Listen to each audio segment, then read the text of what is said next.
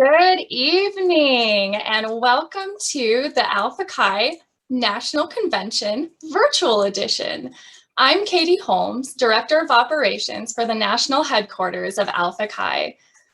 There have been a few times this past year that I thought we might not make it here tonight, but here we are, and we are so happy that you've joined us. Alpha Chi is a name that stands out as a visible commitment to making our world a little better, to finding ways to serve our communities, fostering exceptional leaders, and making scholarship effective for good. Alpha Chi is also a commitment to fostering conversation and collaboration among the finest scholars and brightest students. Alpha Chi is 99 years old and 500,000 alumni strong. It is all of you here and on nearly 300 college campuses across the country. We are Alpha Chi, and we're thrilled to be together today. First, let me introduce you to some wonderful people behind the scenes who have helped bring this event together as the first fully virtual national convention in Alpha Chi's history. When I say your name, if you will raise your hand in the Zoom reaction so everyone can meet you. Levy Saintel, is Alpha Chi's Associate Manager of Chapter Support and Social Media. Levy has been with us since November 2018. Levy has been moving mountains this year, running the CMS and answering the phone from his home office, all while being quick to jump in and problem solve when something new comes up, and it always does. Levy is a great team player, and I am just so proud that he's able to join us at the convention this year. Melinda Hicks is Alpha Chi's Associate Manager of Member Support and Promotional Media. Melinda joined Alpha Chi in 2005 and is the creative brain behind our fantastic logos and artwork. Melinda has also moved mountains this year, somehow finding the creativity to design our Centennial logo, convention logos, and pretty much every graphic that you will see this weekend. Melinda and Levy, thank you. Thank you for all the hard work you've put into this convention, and especially this whole past year. I have the pleasure of introducing one more member of the national office this evening. Laura Qualls-Noah became Alpha Chi's Executive Director in 2018, but she was Alpha Chi's Director of Operations for more than 2 decades. She started with Alpha Chi right out of college in 1994 and quickly made herself essential to the society. Every part of Alpha Chi that you see, from the online registration system to the conventions we're so proud to host every year, is a result of her vision and hard work. She loves Alpha Chi, she believes in Alpha Chi, and she has high hopes and plans for Alpha Chi's future.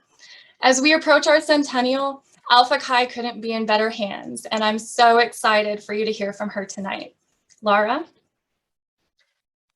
Good evening, everyone. Thank you, Katie. Thank you for starting us off, kicking us off. Good evening, everyone. We are so glad you're here. We've been planning the 2021 convention since early in 2019, when I first envisioned a Birmingham, Alabama convention and its theme, And Justice for All. Often that year, the convention committee brainstormed sessions or speakers that would shine a light on the problems of racial inequality and inequity, and we were looking forward to a thought-provoking conference in a couple of years. In my free time, I started studying a variety of issues related to racism in America, in Arkansas, where I live. I was fortunate to attend a lecture on the campus of Philander Smith College by civil rights activist Congressman John Lewis. I sought out films like Just Mercy and 13th, the documentary about the 13th Amendment and the problem of mass incarceration. I listened to podcasts and TED Talks on the history of slavery and race, implicit bias, institutional racism, and I started following social media content creators that were gracious enough to share their experiences of being a person of color in America. I also realized that my childhood education had offered a special whitewashed version of American history. I became acquainted with the term white privilege and uncomfortable with how much of that advantage I've lived with. So I started seeking out authors like James Baldwin and Ibram Kendi. At times it was overwhelming, frustrating, and disheartening, but I also found it enlightening and transformative. When 2020 arrived, I'd been out of the office proper since about Thanksgiving break, having had some surgery. After the new year, I timidly returned back to the old Alpha Chi office on walking sticks, but I was so relieved to be back to some kind of normal. In mid-February, Katie and I even drove to Baton Rouge, Louisiana, last trip we took, and last trip I've taken anywhere for a while, and drove to Baton Rouge for the annual conference of the Association of College Honor Societies, and excitedly hurried back to Little Rock afterwards for the final push to the Albuquerque convention. I was so busy catching up in late February that it was the end of the month before I paid much attention to this novel coronavirus discovered abroad that wouldn't have a huge impact on the United States, we were told. As news reports of the spread continued to surface and convention deadlines approached, the staff and I started uttering, "If there's a convention," almost as a talisman to ward off the actuality that it might not. After all, we'd been led to believe everything would blow over by summer.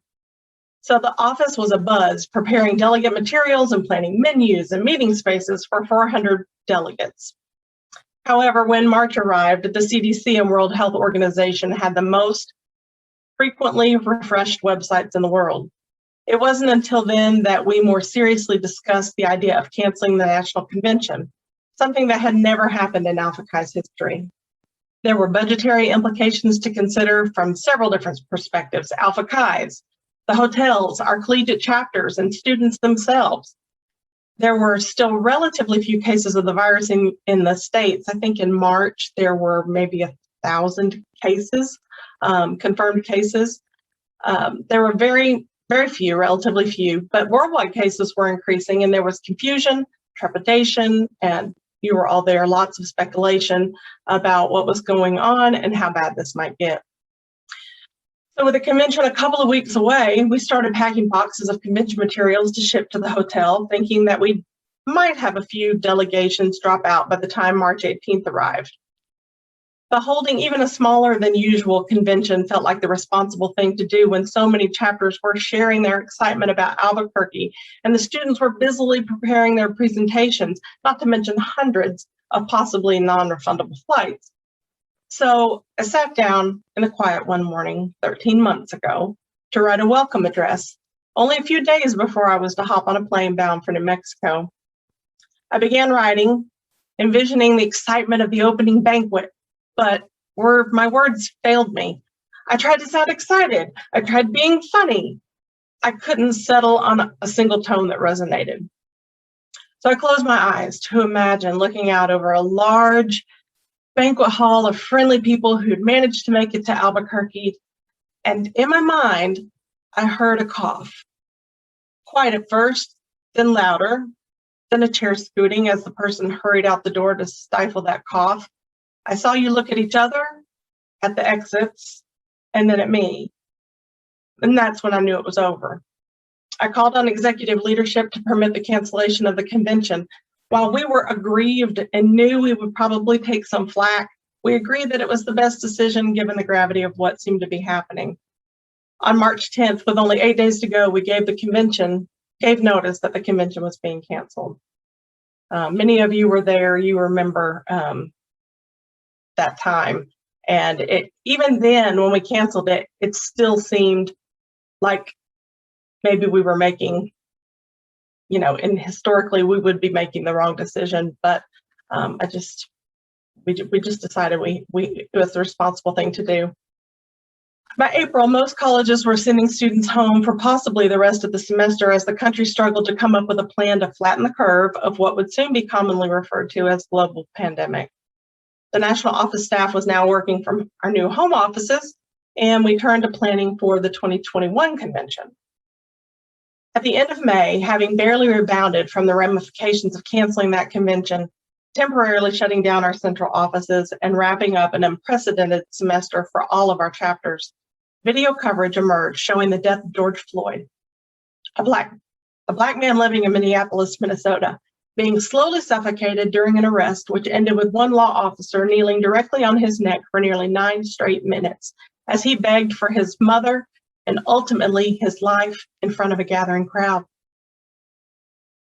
Horrified, my friends and I watched news coverage and followed social media as the world watched America struggle to come to terms with what had happened and what it had revealed in graphic detail. It revealed that racism and the way we police our citizens are unsolved epidemics of their own. In fact, we sit here today as Derek Chauvin's trial for the murder of George Floyd is underway, waiting to see if this time the American justice system might be up to the task. In the wake of George Floyd's murder, we set off a summer of protests with the revived chants of Black Lives Matter and No Justice, No Peace. I spoke with National Council President David Jones to discuss whether or not Alpha Chi should say something. And he encouraged me to draft a statement. In case you haven't seen it, I'd like to read it as it was first posted last June on social media. To be silent on the tragic deaths of Breonna Taylor, Ahmaud Arbery, and George Floyd, among too many others before and since, would be unacceptable for an honor society founded on the tenets of truth and character. Alpha Chi stands united with those facilitating change and denouncing racism and discrimination of all kinds. The pursuit of truth requires us to study and listen to understand. Character compels the work needed to break down barriers of structural racism wherever they are found. Working toward justice for all by dismantling centuries-old systems of racial inequality, inequity, and violence against people of color is the work of each of us until the work is done. On top of 100,000 COVID-related deaths in just the United States by June 1st, we also watched as the names of more Black Americans were added to an ever-growing list of deaths at the hands of law enforcement. I'm going to share a few that occurred between 2014 and 2020. Julian Lewis of Sylvania, Georgia. Rayshard Brooks, Atlanta. Breonna Taylor, Louisville. Tatiana Jefferson, Fort Worth, Texas. Elijah McClain, Aurora, Colorado. Bradley Blackshire, Little Rock, Arkansas, right here. Botham John, Dallas, Texas. Stephon Clark, Sacramento. Philando Castile, St. Paul, Minnesota. Alton Sterling, Baton Rouge, Louisiana. Walter Scott, North Charleston. Freddie Gray, Baltimore, Maryland. Tamir Rice, Cleveland, Ohio. Michael Brown, Ferguson, Missouri. Eric Garner, Staten Island, New York. Think about that list for a moment. During the run-up to the 2020 presidential election, white supremacists and other hate groups decided to take a stand against what they saw as the downfall of America. Ironically, these groups weren't concerned by growing body counts, but by the protesters that were seeking answers and justice for these deaths. As if on top of a global health pandemic, what we needed was more hate and the inability to see each other as human beings deserving of equal rights and protections. When the fall semester began with limited face-to-face instruction, predominantly online coursework, and even the need for virtual Alpha Chi inductions and events, it was becoming clear that we may even be forced to cancel yet another convention. And to me, it wasn't going to be enough to wait until March anyway before providing programming on what now was a critical and timely topic.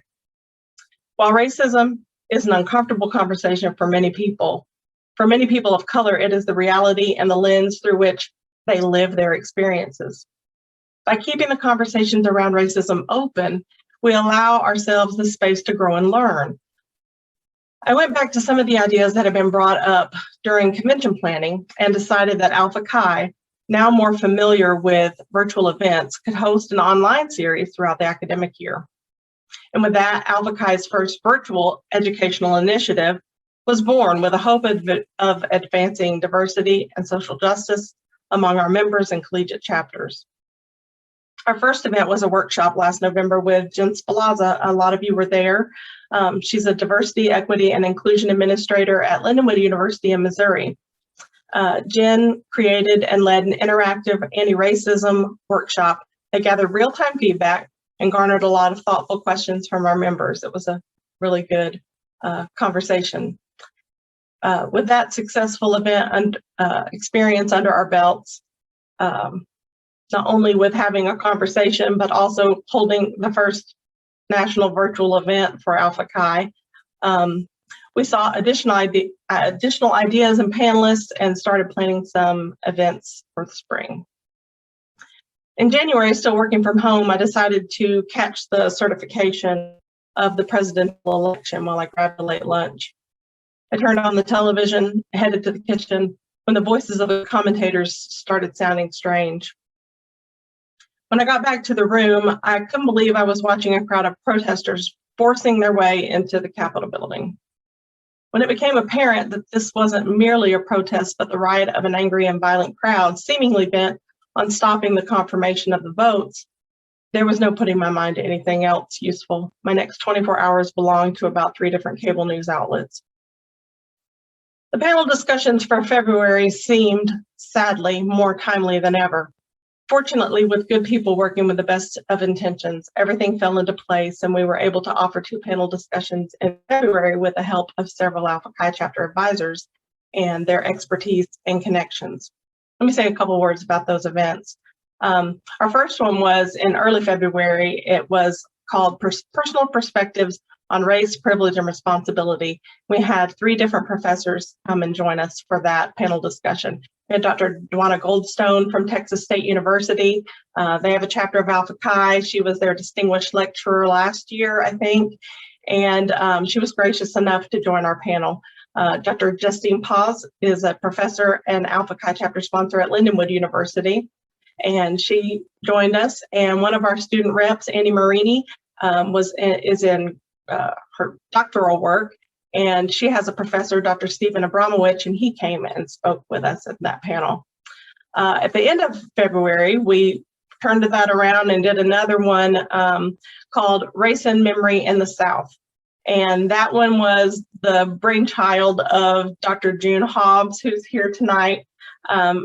She has been working on a book with an author, Joe DePriest. And so together they've been doing a lot of interesting research and historical research there in North Carolina.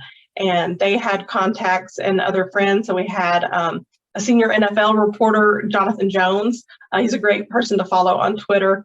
CBS, he works for CBS Sports, covered the Super Bowl. I got cable just so I could watch the Super Bowl and know what Jonathan was tweeting about.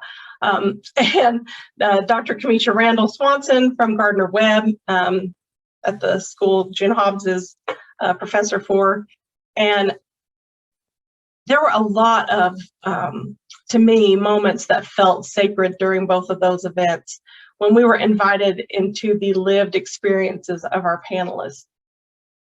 We have an idea for another event focused on the anti-Asian discrimination that has grown over the last year. After the recent shootings in Atlanta, one of our student representatives, Andy Marini, suggested we capture interest in that topic during this convention for planning a student-led discussion panel, hopefully before the end of May. So she, along with a few other student reps, are going to lead a discussion and planning a group, a discussion and planning group midday on Friday, which has just been added to the Friday schedule. We just were able to add that today. So here we are tonight. How exactly does one process the events of this past year? I don't have an easy answer to that whopper of a question, but here are some thoughts that might also resonate with you. This year brought a lot of hardship, disbelief, mistrust, fear, death, trauma, hopelessness, lost by so many on so many levels. The loss of family or friends taken unexpectedly. The loss of human connections, milestones, important events. Frustration, anger, fatigue. But there were also things like discovering new ways to connect. There was a clarion call for listening, reminders of what we share in common. The restoration of hope and opportunities for healing. Not in any of our lifetimes has humanity endured as a single body such an elongated traumatic experience as that of this past year. Each of us has survived. Each of us who has survived has a special story to tell, and I hope you will find a way to tell yours. As with the work of anti-racism, sharing our experiences is crucial to our healing. Last week, I celebrated my mid-century birthday. And I can see in this camera tonight the deepening lines of my brow. So I have 8 brief thoughts that I would like to share with you. 1, feel what you're feeling. Often we suppress to survive. That's normal. But we shouldn't be scared to confront it either. Grief and trauma can inform our future behavior, and in doing that can be transformative. Once you've taken some time to reflect on this year, find someone to help you process your feelings in a healthy way. There's no simple 2-dose vaccine for mental and emotional health. While I'm relieved and grateful to be finally vaccinated against COVID-19, those 2 shots aren't going to help me process a year that has taken a toll on all of us. Number 2, take care of yourself, but also of others. Your mental health and personal well-being cannot be valued highly enough right now. Don't be surprised when a return to normal, whatever that comes to mean over the next few months, has new challenges of its own.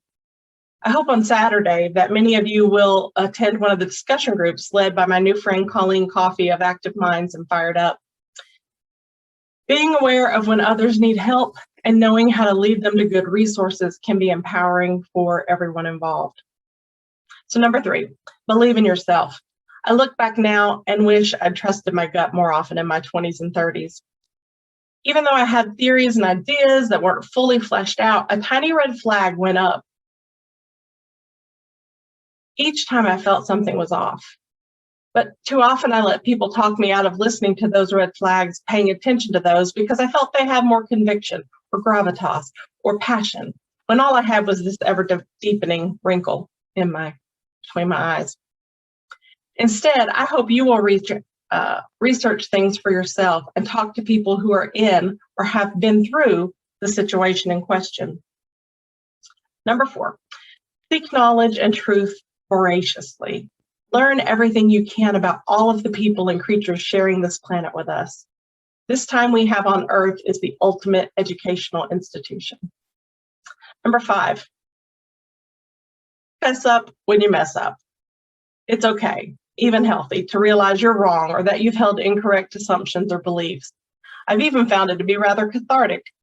I'm a type A firstborn kid with 2 younger siblings, and I have never enjoyed admitting I'm wrong, not even to myself. But I've learned that a meaningful apology can go a long way to healing even very old wounds. Number 6, work on increasing your empathy. Empathy and compassion are so important, and every issue has a person attached to it. Seek out the human experience behind the issue before you make a judgment. My friend's uncle used to tell her that no matter how thin you slice the bologna, it still has 2 sides. Empathy seems to be in short supply these days, but the world needs more of it than ever. Number 7, integrity matters. Character isn't about getting everything right, and it's more than just following a set of religious beliefs or practices. It's not even about living up to parental or societal expectations. To me, it's about journeying through life, keeping others in mind, and doing what it takes to become more transparent and centered with each passing year, and then taking brave actions from positions of personal strength and conviction. This brave action can be as simple as not remaining silent when another person is being discriminated against, either implicitly or explicitly, in your presence. And lastly, be a good citizen of your community, both locally and nationally. Get involved.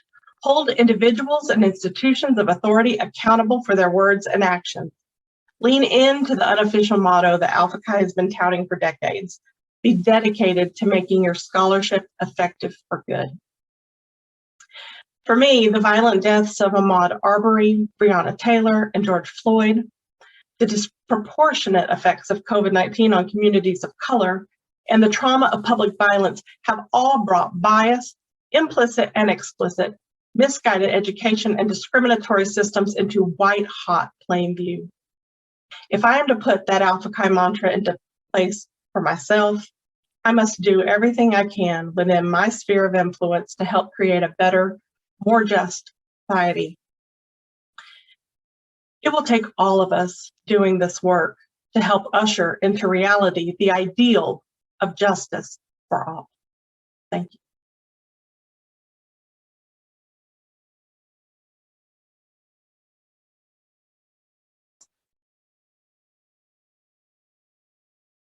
Thank you, Laura, for sharing your experience. I don't really know how to transition from that, so I will just carry on to my next part, where I am going to tell you about all the great things we're going to have in store for you over this weekend. We have a lot of sessions, lots of different things ready for you. Some sessions will be more formal, like tomorrow's collaborative research presentations and the moderated student presenter Q&A sessions, while others will take place in breakout rooms and will be focused on networking and the exchange of ideas. Regardless of the type of session you're in, we ask that you remain professional and respectful of the speakers, student presenters, and your fellow delegates at all times. Most sessions will be recorded for capturing content for use or later posting on the site for those who aren't able to attend the live event. And anytime you join a session, please take a moment to rename yourself in your Zoom window so we can all know who you are and put your name with your face. This evening, after our regional welcomes, everyone is invited to participate in Undercover Escape. I'm very excited about this. This is a virtual escape room where you'll be matched up with other delegates in teams of spies who find themselves with their cover blown, and they must navigate their way to the airport to escape, all virtually. It's amazing. The teams will get together at the end where the winning team will be announced and awarded a prize. It is really fun. I've done one of these and it's great. I highly recommend it. And if that's not for you, if you'd rather have something more low key, bring your tea, decaf, or other evening beverage to Alpha Chi Central, where we will visit and enjoy each other's company. I think that's it for me. So Levy, why don't you take us away on a special mission to Scholarton? Thank you so much, Katie, and thank you, Laura, as well. And thank you all for being here. It's so great to see you guys. Hi, I'm Levy. If you haven't done so already, please take a moment to download the Goose Chase mobile app so you can play Mission to Scholarton, this year's convention leaderboard game. Yesterday, some missions were released, and the 2 delegates who have already scored the most points by competing in several missions are Dr. Ella Moore-Boyd from Jackson State University, primary sponsor from Jackson State University. She wins the Alpha Chi swag bag, which will include some of our Alpha Chi goodies. And we have a 2nd place winner, and that is Abby Renee with a drawstring bag. So thanks for playing, and congratulations.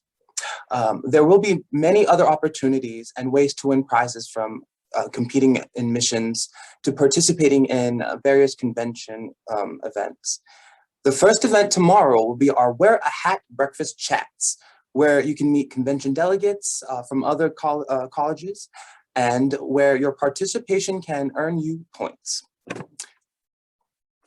Your mission, if you choose to accept it, is to submit a pic of yourself while wearing your hat and while logged in to your breakfast chat. So scholars, stay tuned and let's have a great time.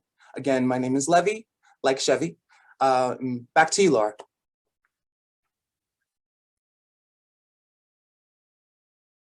All right. Okay, I would like to quickly introduce some people to you. I would like to introduce Alpha Chi's National Council, its elected board of directors. Council members, when I read your names, please use your Zoom reactions tool and raise up your virtual hand. If you can't figure that out, just wave your hand, but if you raise your virtual hand, it will pop you up to the top of the gallery, and everyone can see you and associate your name with your face. So I'm going to read here. I'm going to start with the the 4 at-large council members who are wrapping up their term at this convention. Dr. Benita Cade from Roger Williams University, Dr. David Jones from Westminster College in Missouri, Dr. Agashi Nwagbaga from Wesley College, and Dr. Kathy Vosovich from Lindenwood University. The second group I will announce are the at-large members serving the term of 2019 to 2023. That's Dr. Linda Cowan, Dr. June Hobbs, Dr. Steve Hoekstra, and Dr. Kip Wheeler. Also serving on the board are the regional secretary treasurers. They serve a dual role in both the region and on the National Council. And Region 1 secretary treasurer is Dr. Carl Havlock. Region 2 is Dr. Kate Stewart. Region 3 is, sorry, I lost my place, Dr. Fabrice Poussin. All of a sudden, I can't say his last name. You know, that's how this year goes. Just in case you thought this was going to be a really slick convention, now you're going to see this is it. Don't feel intimidated at all, because this is how it's going to go. Region 4, Teddy Decca. Region 5 is Dr. Craig Rogers from Campbellsville University. Region 6 is Dr. Ken Lasota from Robert Morris University. And Region 7 is Dr. Jackie Kegley from Cal State Bakersfield. Next, I will introduce our regional student representatives whose terms end this semester. Region 1 is Diego Zameta from Abilene Christian University.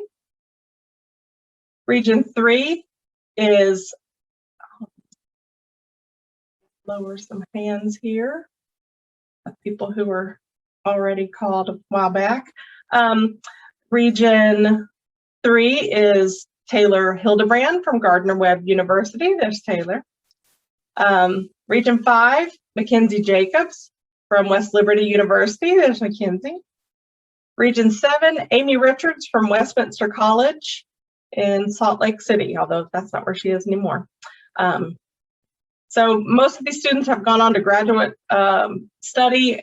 I can't remember if any of them are still in their undergraduate work, but they've just been wonderful to get to know over these last couple of years. The next group are the student representatives for the even-numbered regions.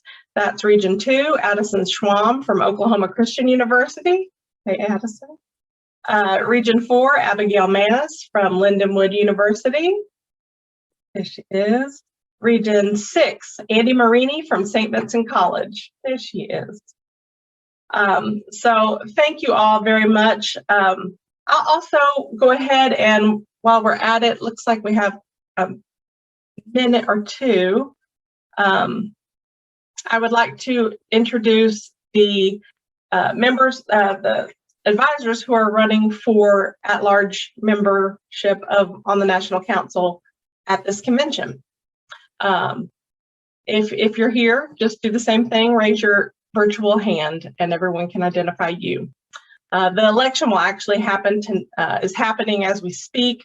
Voting delegates were emailed ballots and the candidates all made videos. Those things are all in the session, all available on our website. Hopefully you've gotten to see them. All of these people have a great passion for Alpha Chi and just in a year when people were saying had to, or just taking care of themselves and not able to take on new things, these 6 came out and said that they would be willing to serve on the council, and I greatly appreciate it. So we have Dr. Jeffrey Barnes from California Baptist University. We have Dr. Benita Cade, who is running for a second term from Roger Williams University. We have Dr. Jessica Henry from Hastings College. Dr. Agashi Nwagwaga from Wesley College, running for another term. Dr. Jody Pilgrim from University of Mary Hardin Baylor. And Dr. Michael Tarver from Arkansas Tech University. So just want to thank those advisors for being willing to run for the offices that we have open on the council. So thank you to all the voting delegates for caucusing with your chapters and looking through the credentials of the nominees and for participating in our elections. Hopefully we'll know the results by our business session in the morning, and we'll be able to let everybody know the new council tomorrow. So I think the last thing we need to do here is transition to talking about the next event. We're about to wrap this one up. Alpha Chi's colleges and universities are divided by state into Alpha Chi's 7 geographic regions. So back in the session details, when you leave the Zoom, if you go back to the session details, you can look at handout 1. There is a list of all the delegations that will help you find the regional breakout that you want to join once this session ends, and we hope you will join that. That's a great time for typically at our convention. It's the people that you see that are chapters closer to you geographically, and a lot of great relationships among advisors have started on that regional level, and so it's just really a really special time when you get to speak more one-on-one and in a much smaller group than in the whole big session. If you have trouble accessing a session at any time, click on the Need Help chat window. I think it's up in the top menu bar, and describe your issue, and someone should be able to help you fairly quickly. Got some great people working behind the scenes from Open Water, and we are tickled to have them on board with us tonight. So once you've had a good stretch, locate your regional welcome and business session, view the session details, and click Join Session. We're going to end this session now, so you can take a break and then get to your regional welcome session. After the regional meetings, don't forget to join us for the undercover escape, or come hang out with me and some staff members and council members and any delegates who just feel like an escape room maybe is beyond their ability to process tonight.